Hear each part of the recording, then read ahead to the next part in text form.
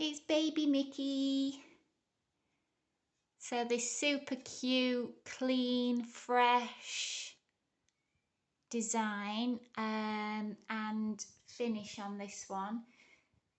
Quite a simple design. Not simple to make, but simple as in it's clean. There's not a lot of detail, not a lot of room for error with cakes like these, because you can't hide little mistakes with things, but the effect it gives with the minimal detail is just stunning. Less is more sometimes.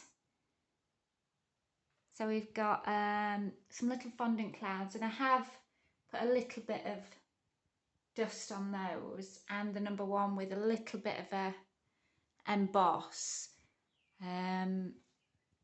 Little bits of detail on this I figured I'd get away with, but not too much. And then Mickey himself it's a little cookie cutter, and if you can see from the side, you just layer it up.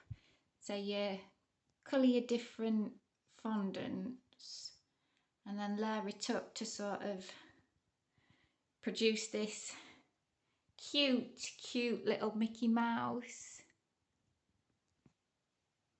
So that's today's.